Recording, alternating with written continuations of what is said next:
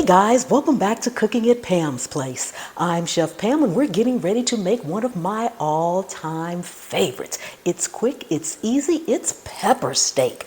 Oh my goodness, it's so rich and flavorful, and I've got a special ingredient that I add to mine. And if you want to learn how to make all kind of homemade food and dishes, easy, simple, made from scratch, take a second and subscribe to the channel. Make sure to turn on that notification bell so you won't miss anything. And then just keep hanging around because I have a whole channel full of recipes that'll get you there. Let's get busy. All right, we are back and it's time to go over our ingredients. Let's start off with the star of the dish, our steak. Now I'm just using some boneless chuck. You can use sirloin, you can use any steak that you like or have on hand. This is what I have on hand, so this is what we're using today. Also, we've got our peppers. Now I'm using red, green, and orange. I guess both of these are the star of the dish. You can use any peppers that you have on hand, yellow, orange, all green, all red, whatever you'd like. I've also got some onions that I've cut, and I like to slice my onions in half, just like a half circle. And then I have half a stalk of celery that we are not going to cut up, and I'll tell you more about that as we go along. I've got my homemade garlic powder. We've got some onion powder, Himalayan salt, steak seasoning, and black pepper. And like I said, I have another ingredient. We'll also be putting in some beef broth as well, and you'll need a little oil for cooking the steak. So I'm going to bring you in closer so I can show you how I'm going to cut my steak and why it's half frozen. Okay, so before we begin cutting our steak, I actually have some flour here, and I'm going to put my seasonings into my flour because we're going to be dusting our steak with the seasoning. So we want to get these into the flour and mixed in before we actually cut our steak, and we can put it right down in the flour mixture. So I just added in steak seasoning, Himalayan salt. I just put in onion powder. Now I'm putting in some garlic powder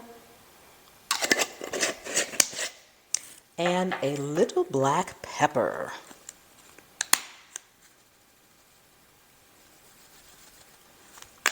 Go ahead and make sure you combine that really well, and then we're going to set this aside.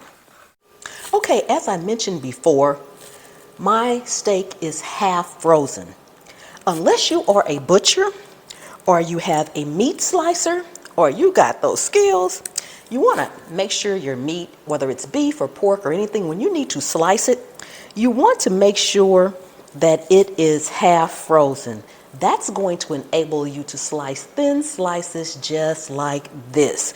Now, if you've just bought your meat fresh, bring it home and stick it in the freezer for just maybe an hour. You don't need it to be solid, but it gives you these nice thin slices, and that's what we want for our pepper steak. So I'm just slicing each piece into slices. If you have some excess fat on there, you can just take that off. It's good to have some nice marbling, which is the white lines that's going through there, because that marbling indicates flavor. That's your flavor indicator. Okay, so I'm going to go ahead and slice the rest of this up, and then we'll be back.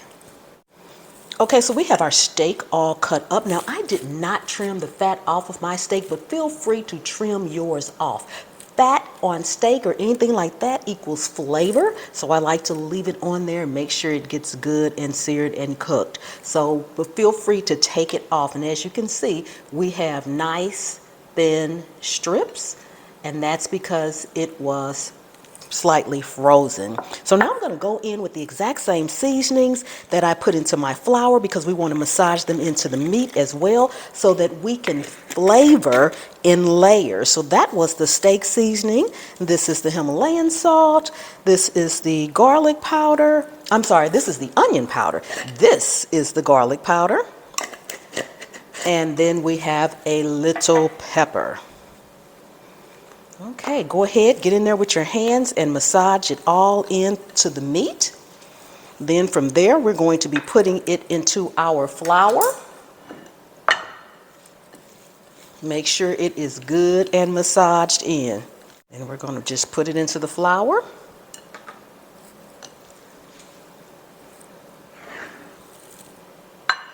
For me, again, using my hands, I'm going to coat each piece really, really well. Feel free to use a spoon or something else that you would like to coat yours with, or you can put your flour in a bag and just shake it. This is just easier for me, at least it is today. So now we're getting ready to head over to the stove, get our skillet heated, and get our pepper steak made. These seasonings smell delicious. Okay, go ahead and pour your little cooking oil in your skillet, and then we want to put our pieces in here and get them seared off. It's okay if a little extra flour gets in there. We're going to need it for our gravy, so that'll be fine.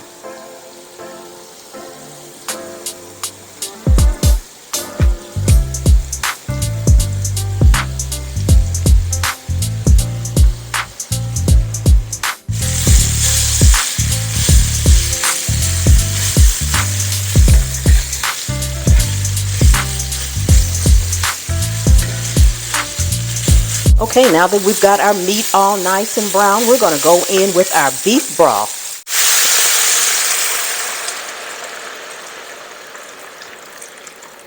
I will have all the ingredients in the description as usual, so you guys can make it too.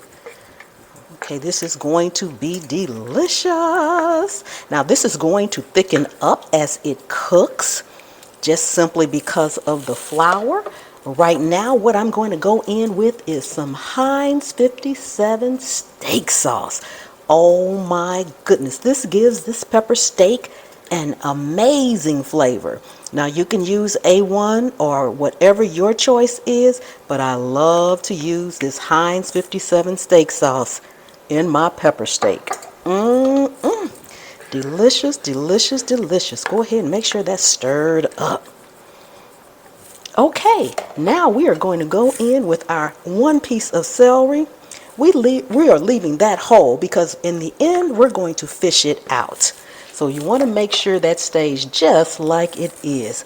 Then we're going to go in with our onions. Now I did not saute these onions first or the peppers because I want them to simmer and let the flavors get into the gravy and the steak as it cooks down and thickens up. We're going to bring this all the way up to a boil, and then we're going to reduce it and let it simmer until it's nice and thick. Go ahead, add your peppers all in there. Once we reduce it, we're going to cover it and let it simmer for about 15-20 minutes or until it's thick. Doesn't that look amazing? Isn't that beautiful? Look at that color in there, guys. Delicious, delicious. If you guys could just smell this. Okay, let's bring it up to a boil and we'll be back.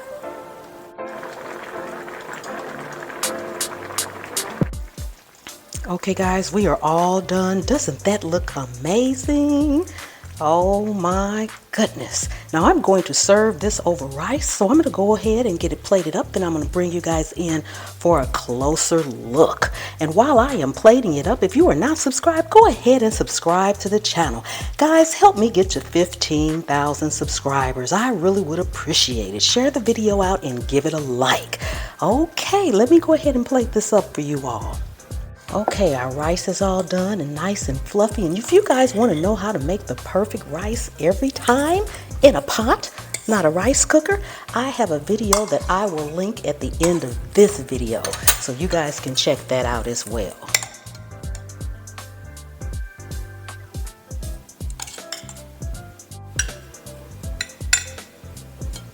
You're all done. I'm going to fish this celery out like I said. And we're going to just set that celery aside. And I will have the link to the rice video at the end of this video if you all want to know how to make the rice perfectly every time without a rice cooker. Doesn't this look amazing? Oh my goodness. I wish you guys could smell this. Don't forget to thumbs up the video, share it out, and give it a like. Oh my goodness. And I will see you next time. The good Lord willing and the creek don't rise. Delicious.